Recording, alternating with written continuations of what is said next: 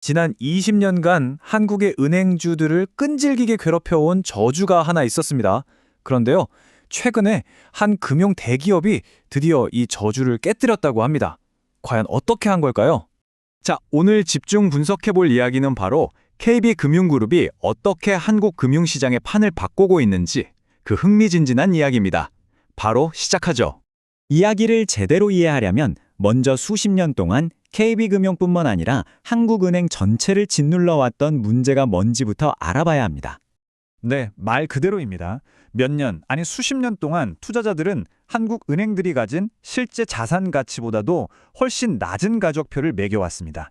이상하죠? 이 현상을 설명하는 아주 중요한 지표가 하나 있는데요.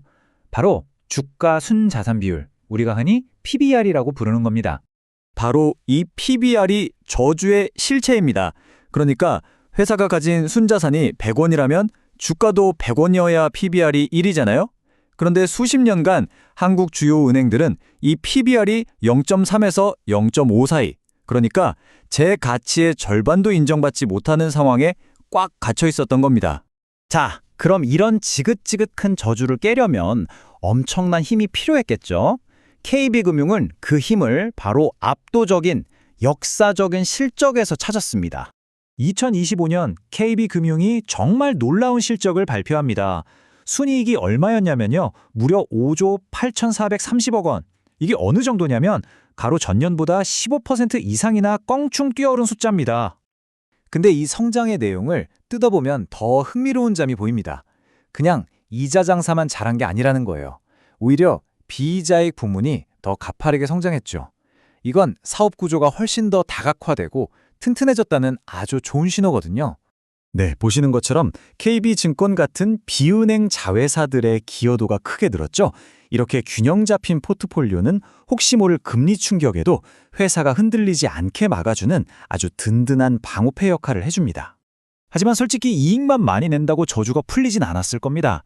진짜 게임을 바꾼 결정적인 한 수는요, 바로 주주들에게 보답하는 방식을 완전히 근본적으로 뒤바꾼 데 있었습니다. 이 새로운 전략을 이해하려면 우리가 먼저 CET1 비율이라는 걸 좀 알아야 합니다.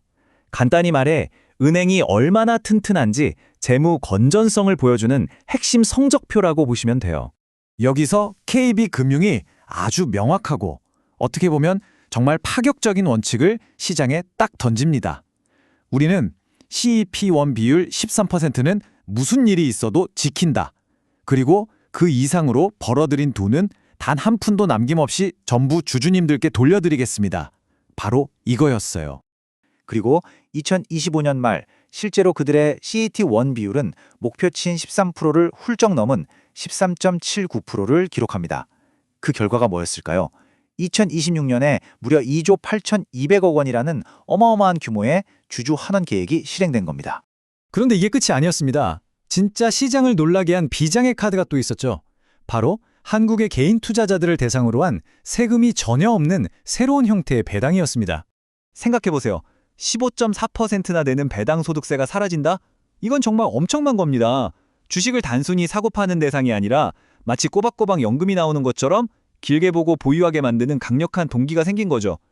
자, 이렇게 기록적인 이익에 혁신적인 주주 정책까지 더해지니까 시장은 그야말로 폭발적으로 반응하기 시작했습니다.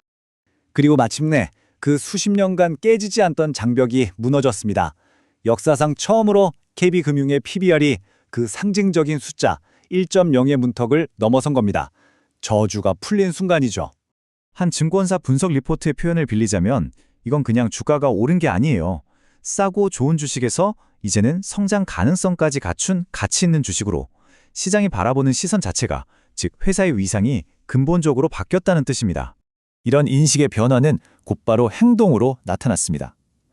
주요 증권사들이 KB는 앞으로 더 성장할 것이라며 앞다투어 목표 주가를 올려잡기 시작한 거죠.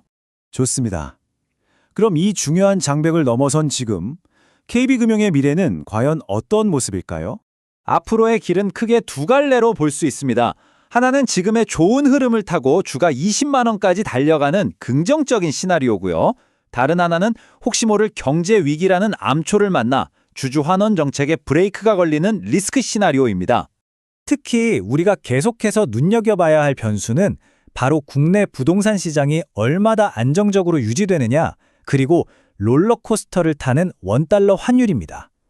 이 두 가지는 은행의 자단 건전성에 직접적인 영향을 줄 수밖에 없거든요.